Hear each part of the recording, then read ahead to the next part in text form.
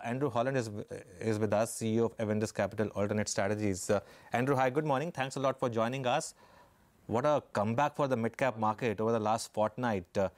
Is it the real deal or just one of those rallies like we saw last year as well towards the end of October, start of November, which got sold into?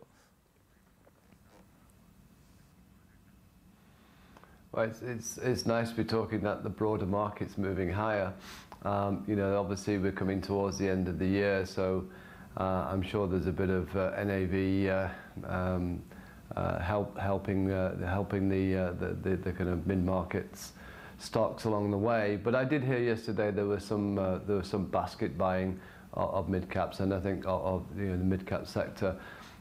So along with some short covering, this has kind of fired everything around it. So whilst it's nice to see it, and I think we're all happy with that, I'm not sure how long it'll last. I mean, again, all the beaten down stocks having their day in the sun, but those problems haven't gone away.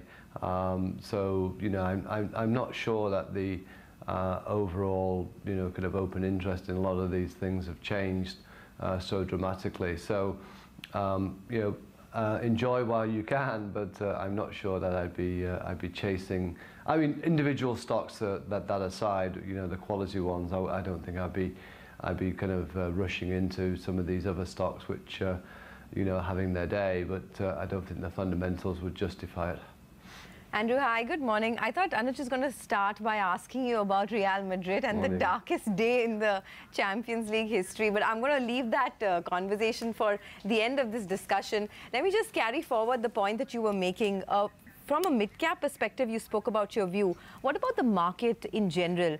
Are you foreseeing a pre-election rally, and do you think that there's more to go on the upside, at least in the near term? So I think there's that possibility. So globally, what we're seeing at the moment is whilst we're all forgetting China has now said we're going to our GDP forecasts have been lowered, but guess what? We'll just kind of add stimulus so you don't think too hard about it. Obviously, the US-China trade deal is still yet to be finalised, but that could obviously give global markets another pop higher. And if you look around, Australia's GDP figures for last quarter were down, so that currency's taken a hit. Then obviously have to. So what you're going to see in the next few months is only good news, either surrounding the trade deal, and also the fact that even if you get weakness in the economy, it's just going to mean lower interest rates or stimulus. So it'll keep the markets globally popped up. And for us, obviously, after the tensions. On the border, the feeling in the market is now that this could have added more seats for the BJP. Therefore, there's more confidence that the majority might be there for them going forward. So that kind of leads you to a pre-election rally. Plus, also our GDP is probably running at 6%, not 6.5%.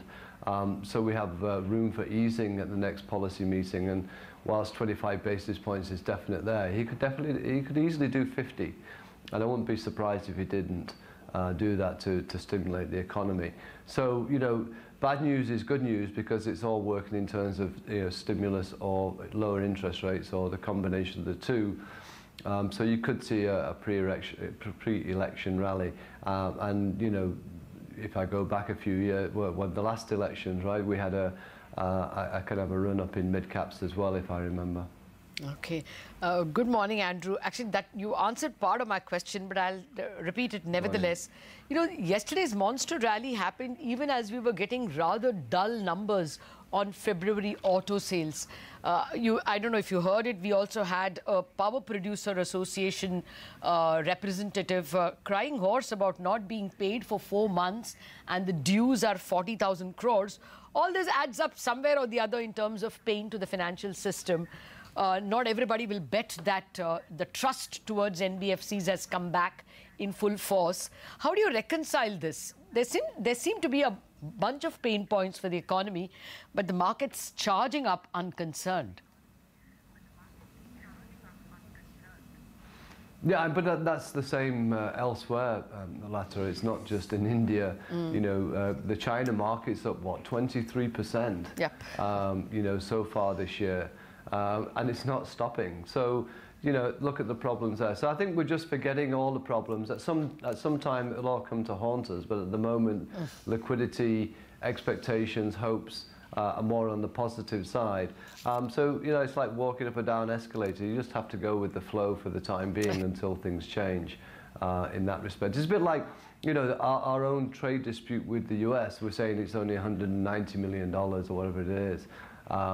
In terms of tariffs, but you know, if it escalated, then you know you've got pharma and IT as some big areas that Trump can you know, you start firing some bullets at. So you know, again, it's too small to think about, so the market wants to ignore it. Well, actually, that they are not zero duty. The GSP or the zero duty applies to you know, other areas, not IT and pharma.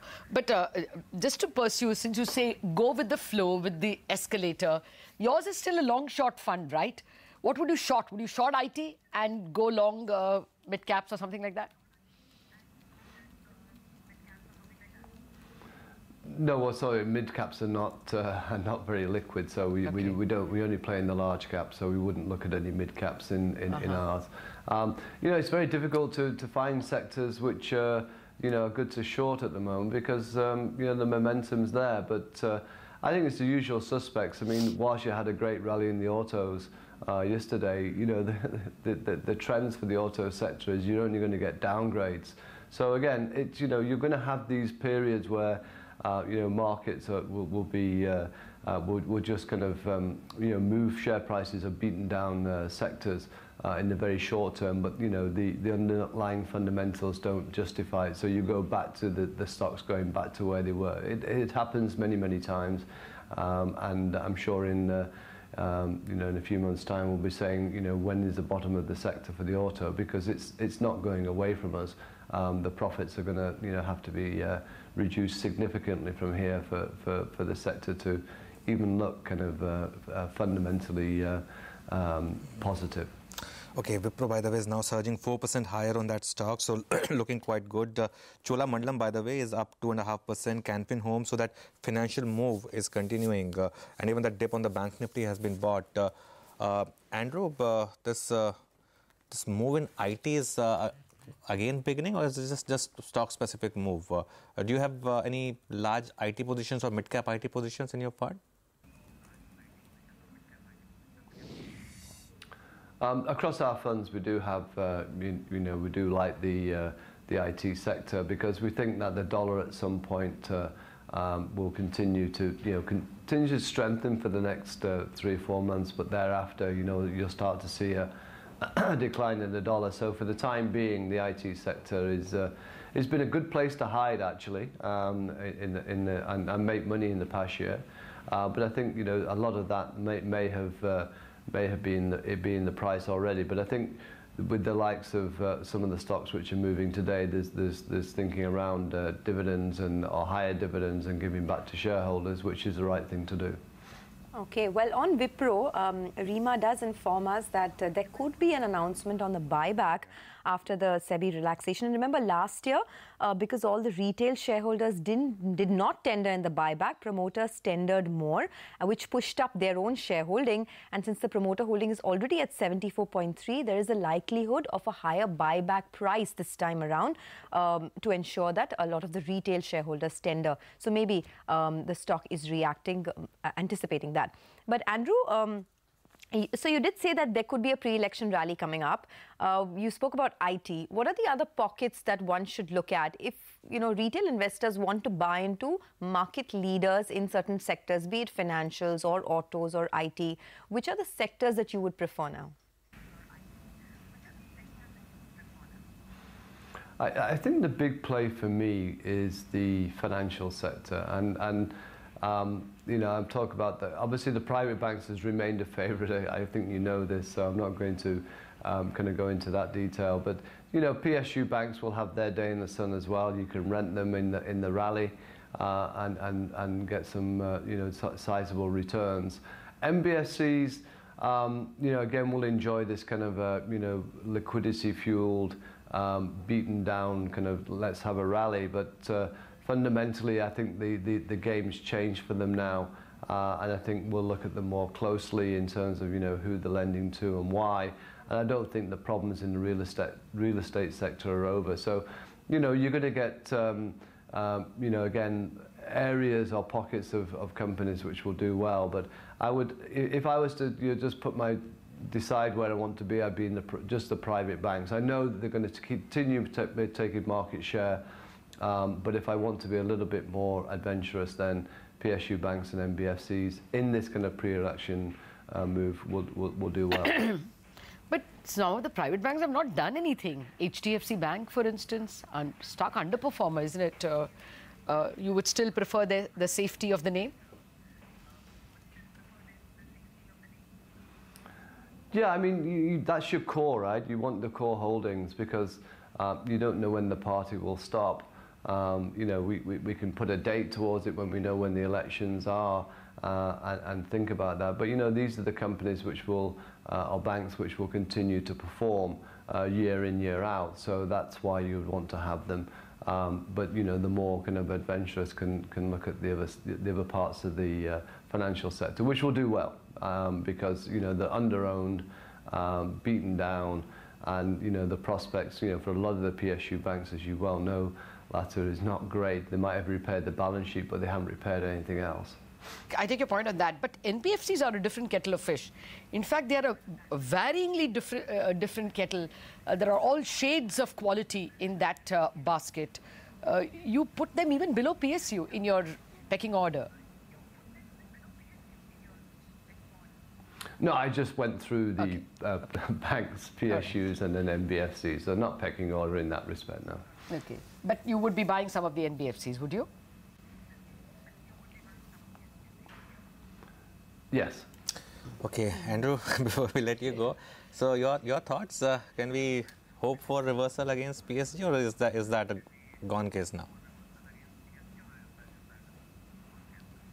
Well, I'm hoping, you know, that we'll wake up and it'll be the Real Madrid story for PSG, right? So yes. That's what we're hoping That's for. the hope. But you know, we sadly we do have a lot of players out. So I'd love to say that that's the headline I'm going to see, but I don't think so. Yeah, it's the classical case of you know, what the head says and what the heart says, right, Andrew? Yes, exactly. All right, we'll leave it at that. Andrew, it's always a pleasure having you with us on the channel. Thanks a lot for joining us.